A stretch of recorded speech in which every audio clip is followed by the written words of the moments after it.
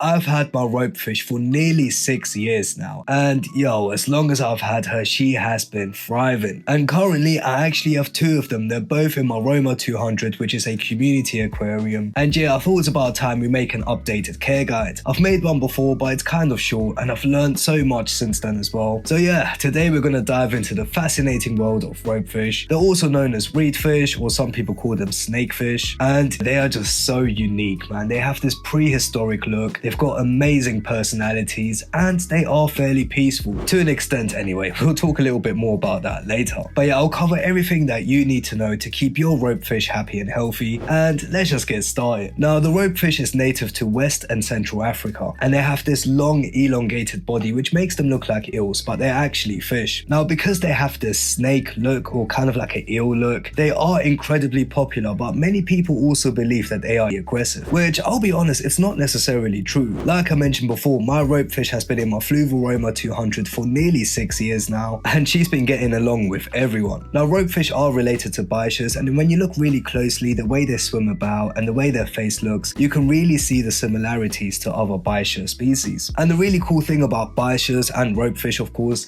they are basically living dinosaurs. Like, they have hardly changed at all over these millions of years. Now, in regards of their lifespan, ropefish can live for quite a long time. They can live for up to 15 to 20 years if you look after them properly and give them a good environment. So yeah, if you are looking to buy a ropefish, just keep that in mind. They will be with you for a very long time. Now, another thing to notice, ropefish are nocturnal and they tend to be more active at night. However, having said that, if you keep feeding your aquarium during the day, the ropefish will adjust to that schedule. For example, my ropefish, she used to be really shy at the start, and I used to put in food at night time for her specifically, but then eventually when she actually calmed down, she would come out during the day and join in during the feeding when I fed all of the other fish, which meant I didn't have to feed her at night anymore, which was really convenient. And I don't know how, but this is also the moment she started eating dry food. Before that, I kept feeding her shrimps because I was under the assumptions that she would only eat protein-based food like shrimps or bloodworms. But yeah, once she got comfortable, she started eating the Tetra multicolor crisp, the Prima granules. Right now, I add these sinking carnival pellets, and she really enjoys those. And yeah, I'll be honest, it was quite surprising to see that. But yeah, in general, they are nocturnal, so at the start, you do want to feed them at night. But like I said, if you just keep feeding your aquarium during the day, they do eventually get used to that feeding schedule. Now, another thing to note about ropefish is they are blind, which means they use their sense of smell to find their food. And it can be so fascinating to watch them navigate through the aquarium, especially if it's planted. Now, let's talk about the ideal tank setup for a ropefish. Given their potential size, you'll need a spacious aquarium. Online, they say at least 55 gallons for one ropefish, but if you're looking to keep more, go for a larger aquarium. For me personally, I've kept my ropefish in the Roma 200 her whole life. Now I've got two in there, and they both seem to be perfectly fine in that aquarium. Another really important thing about the tank setup is you need to be aware that ropefish are brilliant escape artists. Any small gap they will find and they will try to escape. Even the tiny holes in the lids that let the cables through, make sure you block them off in some way. Now, whilst we're talking about this, we might as well mention the ornaments.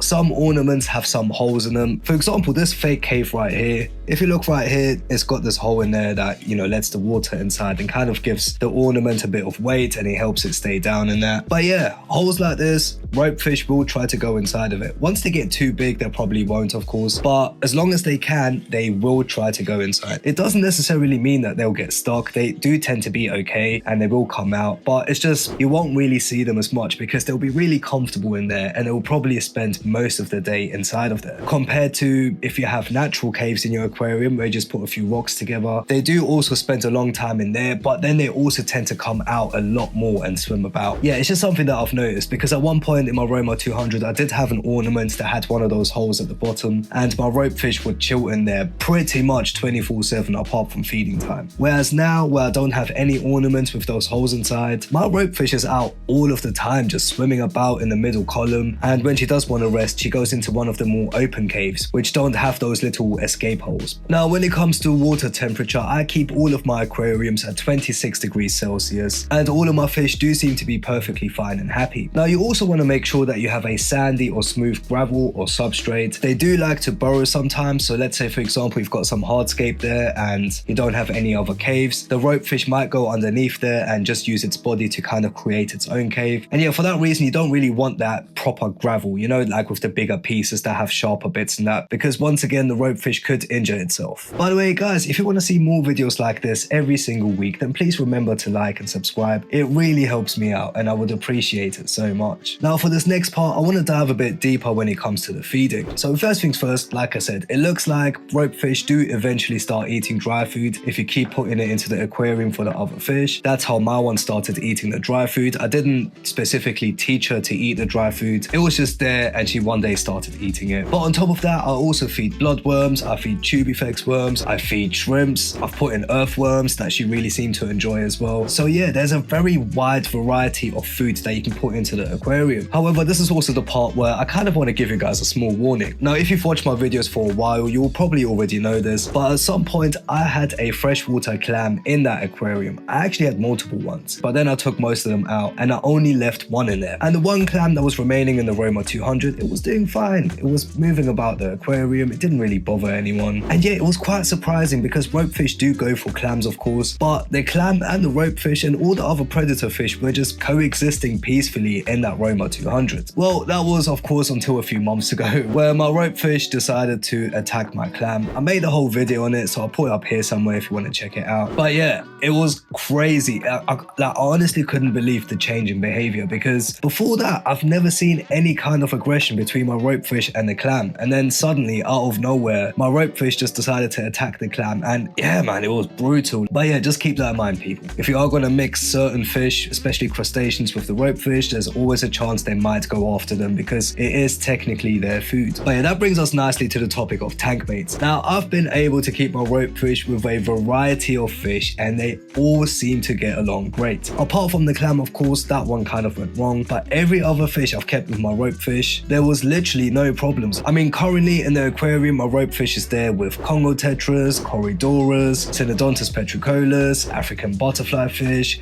a bichir. Now, although ropefish are generally peaceful, there are still some fish you do want to avoid, of course. Any small tetras, guppies, or like cherry barbs or things like that, shrimps. Basically anything that can fit in their mouth could potentially end up as a snack. I guess it also comes down to your ropefish's personality, but if you want to stay on the safe side, just avoid adding anything inside that can fit in their mouth, because 9 times out of 10 it could potentially end up as a snack. Now, ropefish are generally hardy, but just like any other fish or any other living being, they can still get health issues. If their environment isn't well maintained, or if there's poor water quality, or if they're not getting their proper food, it can cause stress and illness. So yeah, stay on top of your water maintenance, do your water changes, keep the water quality up, and make sure you're keeping them on the right diet to make sure they stay nice and healthy. Now, one really cool fact about ropefish is they can actually breathe air. They've got a special organ that allows them to absorb oxygen from the air around them, which means they can survive out of water for longer than a fish would. And yeah, you may occasionally see them come up to the surface and get some air. Don't be too alarmed about that behavior, that is normal for them. But yeah, in overall, ropefish are an incredible addition to your home aquarium. With the right setup and care, these prehistoric looking fish can live for many years and provide endless fascination. But yeah people, that was my care guide on the ropefish. Let me know in the comments if this video was helpful to you, and if you want to check my update on my freshwater moray eel who's chilling in my Roma 240, then click right here.